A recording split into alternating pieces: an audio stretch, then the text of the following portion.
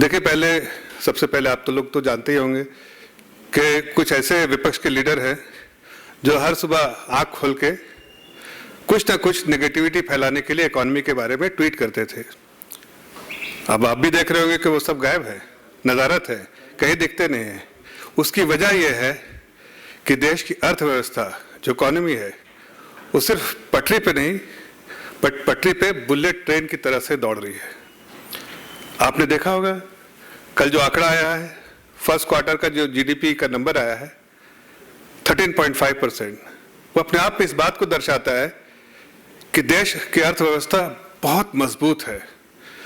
मजबूत सरकार में मजबूत लीडरशिप है, जिसकी जो लीडरशिप में सारे पॉलिसी डिसीजन लिए गए हैं और उसका नतीजा आज दिख रहा है कि पूरे दुनिया के परिप्रेक्ष्य में अगर आप देखिए तो दुनिया में जैसे आप 2013-14 में सुनते थे, 2012-13 के स्पेशली जो ग्लोबल इकोनॉमिक क्राइसिस के बाद के 5 फ्रेजाइल इकोनॉमी है, उसमें भारत का भी नाम आता था।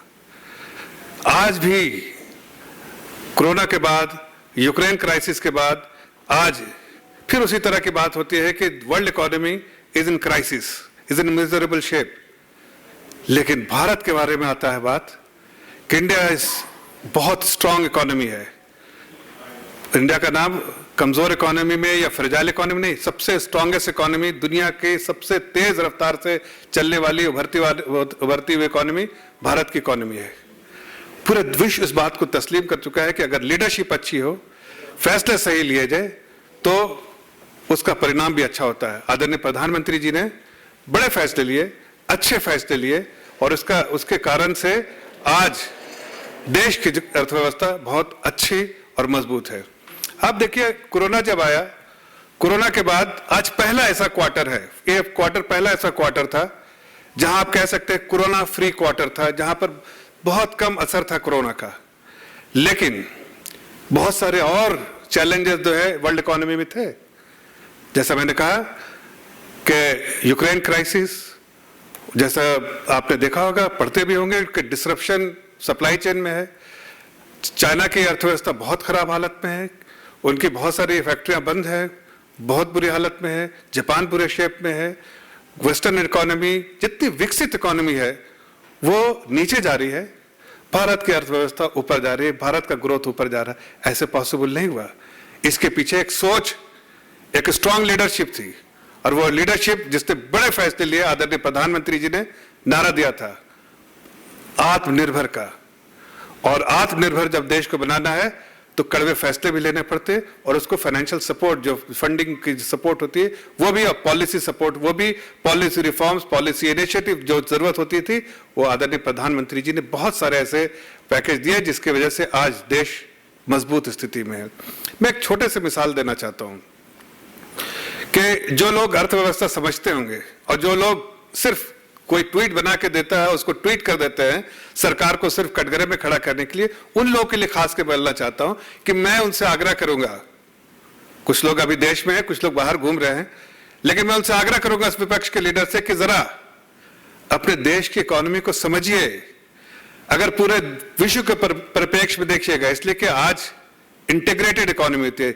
आइसोलेशन में सिर्फ भारत की इकोनॉमी नहीं, अर्थव्यवस्था नहीं देखी जाती है, पूरे विश्व की इकोनॉमी, और इंडिया जो है इंटीग्रेटेड, उसका पार्ट है, इंटीग्रेटेड इकोनॉमी है। तो अगर आप विश्व के परिप्रेक्ष्य में देखिएगा तो आज जो है, आज की स्थिति में 100 ट्रिलियन जो पूरे विश्व की इकोनॉमी है वो 100 ट्रिलियन की है। और इस बार जो रियल जीडीपी है, और उस पर 1 ट्रिलियन डॉलर और जुड़ेगा, जो फाइनेंशियल ईयर 23 में 1 ट्रिलियन डॉलर और जुड़ेगा। मतलब 101 ट्रिलियन डॉलर की पूरे वर्ष विश्व की जो इकोनॉमी होगी।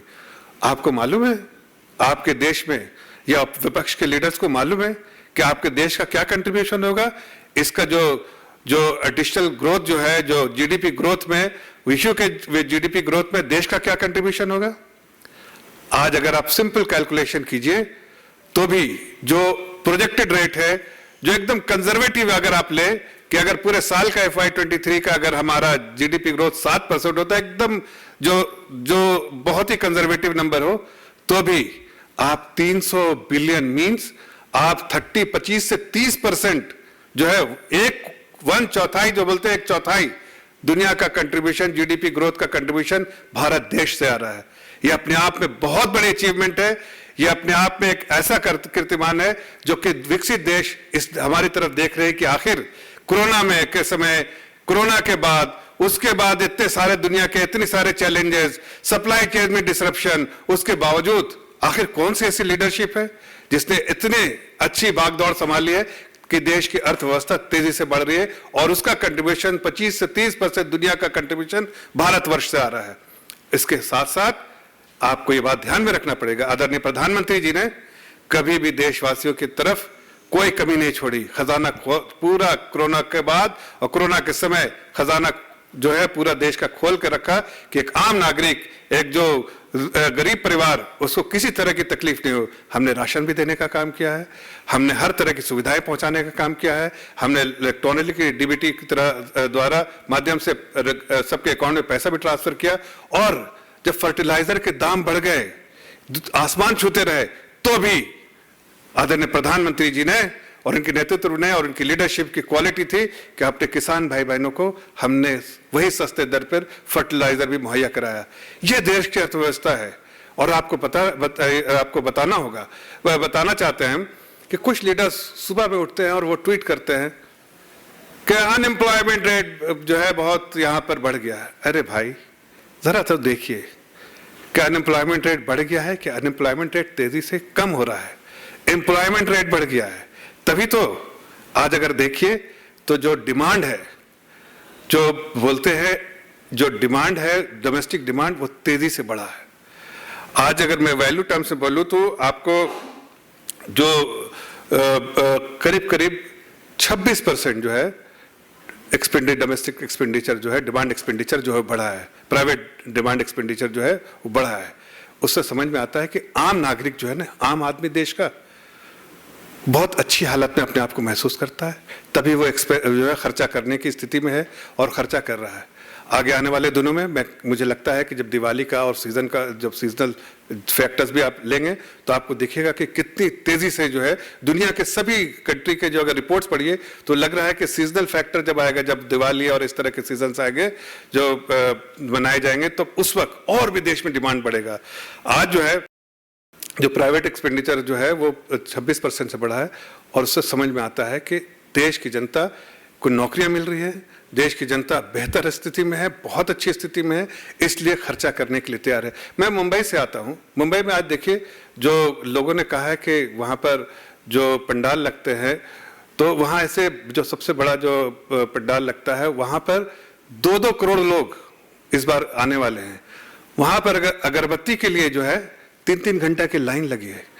ऐसे बहुत सारी मिसालें हैं जिससे समझ में आता है कि तेजी से लोग खर्चा करना चाहते हैं, लोगों की स्थिति बेहतर है, लोगों के पास पैसा है, डिस्पोजेबल इनकम है, नौकरियां हैं, और इस तरह की जो मनगढ़ंत बातें जो लोग भेजते हैं, ट्वीट करते हैं, वो आज उसको आंकड़े के सहारे से बोल रहा हूं मैं, आंकड़े बताते हैं कि ये सारी चीजें जो फर्जी लोगों को गुमराह करने के लिए बराबर ऐसे लोग जो है विपक्ष के नेता जो ट्वीट करते थे। अब आप देखिए ना, लोग कहते हैं प्राइवेट इन्वेस्टमेंट नहीं हो रहा है। भाई प्राइवेट इन्वेस्टमेंट नहीं हो रहा है तो ग्रॉस कैपिटल फॉर्मेशन कैसे 20% पे है? जाहिर है, इससे समझ में आता है कि ग्रॉस कैपिटल फॉर्मेशन अगर 20% में है तो प्राइवेट कैपेक्स भी हो रहा है। और साथ साथ आदरणीय प्रधानमंत्री जी की जितनी भी तारीफ कि जब भी उन्होंने फैसले लिए सोच समझ के लिए और देश की इकोनॉमी को ध्यान में रखते हुए किया। जब भी देश को जरूरत थी कि कैपिटल एक्सपेंडिचर किया जाए तो उन्होंने कैपिटल एक्सपेंडिचर का जो सबसे बड़ा बजटरी एलोकेशन किया। अब इतिहास में सबसे बड़ा बजटरी एलोकेशन आदरणीय प्रधानमंत्री जी ने किया। जब इन्हें लगा कि देश को, जनता को सपोर्ट की जरूरत है, तो सबसे बड़ा जो सोशल सेक्टर का जो कंट्रीब्यूशन जो है, सबसे बड़ा कंट्रीब्यूशन आदरणीय प्रधानमंत्री जी ने बजटरी एलोकेशन किया। और आपको पता भी होगा कि हम जब कोरोना में के समय, जब कोरोना में देश की जो मेडिकल इंफ्रास्ट्रक्चर थी बड़ी दयनीय स्थिति में थी, बहुत ही दयनीय स्थिति में थे। विकसित देशों से अगर आप देखिए, विकसित देश से अगर आप कंपेयर कीजिए तो हम तो बिल्कुल कहीं थे ही नहीं। लेकिन आदरणीय प्रधानमंत्री जी ने जिस तरह से, और ये हमने विरासत में लिया था, पहले की सरकारों ने हमें विरासत में दिया था कि ऐसी मेडिकल इंफ्रास्ट्रक्चर की अपनी जनता की ठीक से सेवा ना कर पाए, लेकिन आदरणीय प्रधानमंत्री जी ने बहुत रिकॉर्ड टाइम में वैक्सीनेशन को तैयार कराया, लोगों को सुरक्षित किया और साथ साथ बड़े इन्वेस्टमेंट्स किए ताकि मेडिकल इंफ्रास्ट्रक्चर वर्ल्ड क्लास बनता जाए और हमारे देश की जनता सुरक्षित महसूस करे और देश की जनता का जो इलाज जो है अच्छे तरीके से, उसके लिए भी बड़ा बजटरी एलोकेशन किया। अब मैं एक दो छोटी सी और बात कहना चाहता हूं कि देखिए, कई लोग बात करते हैं तो बोलते हैं कि भाई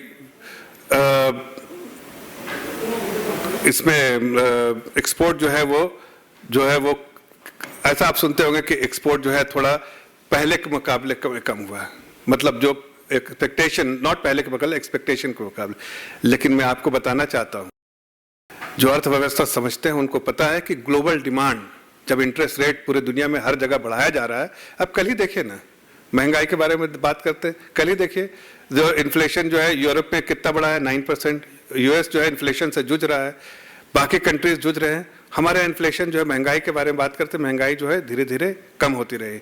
और जब महंगाई, जब अगर आप किसी कंट्री में जब इंटरेस्ट रेट बढ़ाते हैं तो उसका मतलब है कि डिमांड को कम करना, सप्रेस करना, मीन्स एक्सपोर्ट जो हम करते हैं वो हमें डिमांड जो है वो वहाँ के ग्लोबल डिमांड से एक्सपोर्ट ज़्यादा होता है। तो अगर ग्लोबल डिमांड को हम कैप्चर उतना नहीं कर पा रहे इसलिए कि डिमांड वहाँ बहुत कम हुआ है और 30-35% डिमांड कम हुआ है, लेकिन हमारा एक्सपोर्ट उतना कम नहीं हुआ है। एक्सपोर्ट अभी भी 14.7% से बढ़ा है।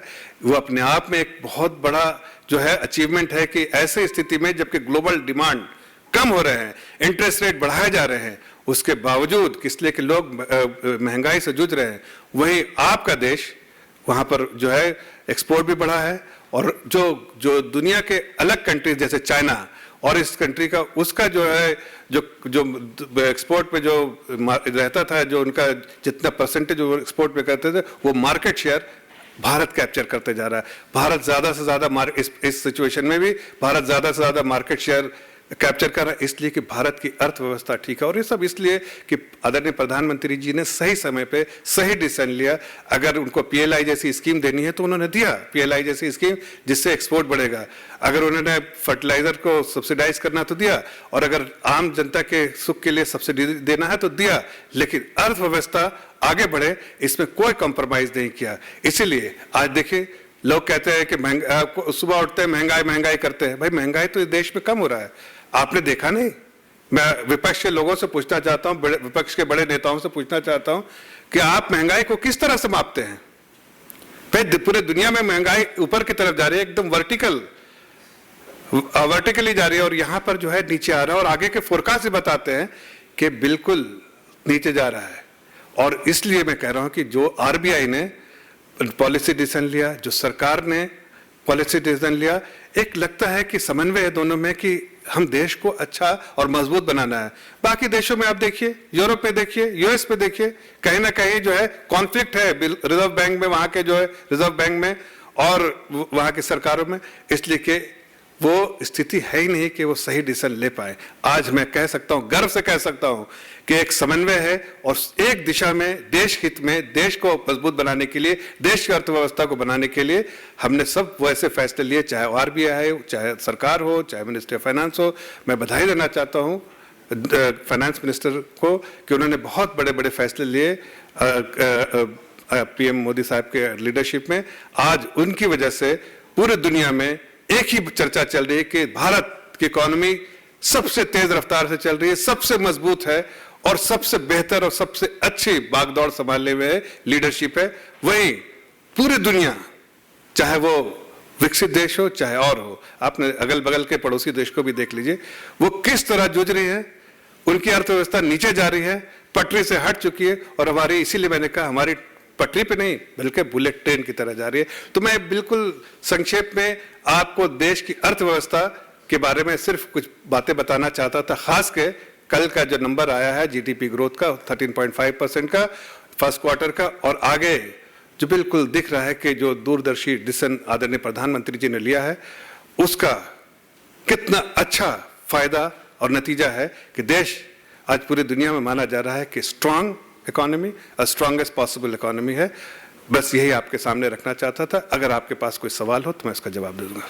देखिए, बेस इफेक्ट तो सभी इकोनॉमी में होता है।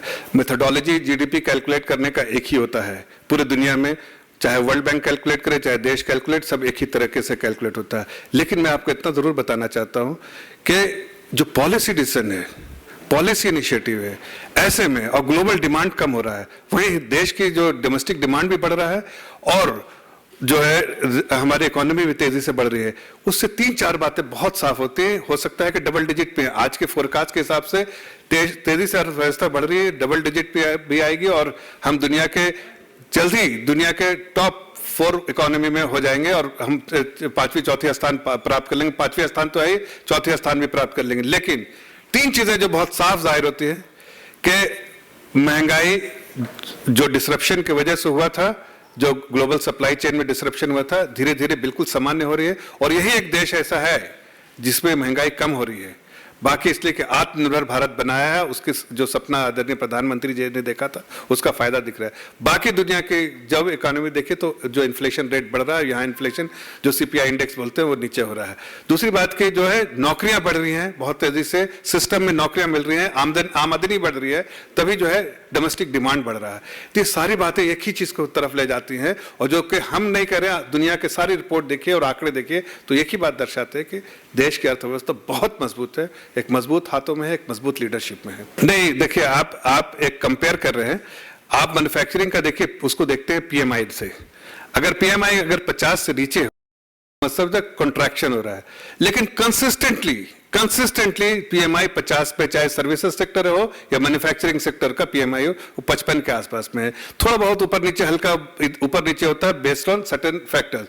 बट जब से पीएलआई स्कीम आई है, इसीलिए मैंने पीएलआई स्कीम का जिक्र किया, तब से जो मैन्युफैक्चरिंग स्पेस में एक तेजी से आई है।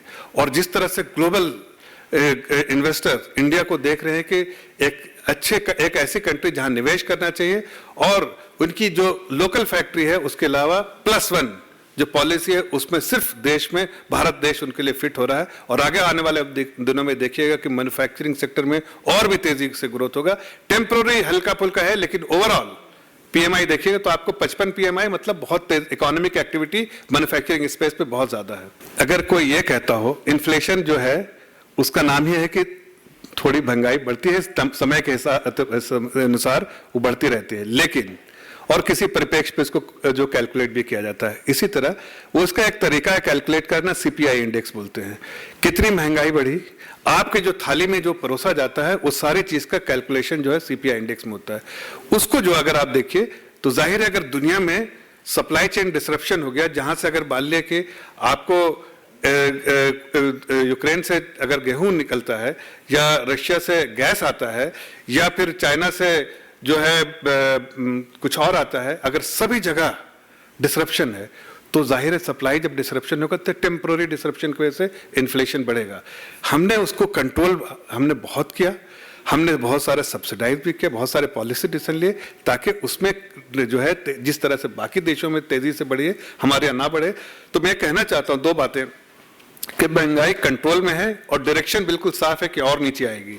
और जो तेजी जो है डोमेस्टिक डिमांड इस बात को बताता है कि लोगों की आमदनी बढ़ रही है, नौकरियां बढ़ रही हैं, जो प्री कोविड लेवल से बेटर अभी जो है अनएम्प्लॉयमेंट रेट है, तो उससे समझ में आता है कि नौकरियां भी हैं, नौकरियां बढ़ भी रही हैं। और ये दोनों चीजें जो है राहुल गांधी जी ने, वो आज उनकी नानी की डेथ हो गई है, मैं इसलिए कुछ उन पर टीका टिप्पणी नहीं करूंगा, लेकिन फिर भी मैं कहूंगा कि शायद उनको थोड़ी समझदारी होगी, थोड़ा पढ़कर आएंगे तो जाहिर है उसके बारे में वो बेहतर चीज से ट्वीट करने से पहले बेहतर तरीके के आंकड़े देख लेंगे।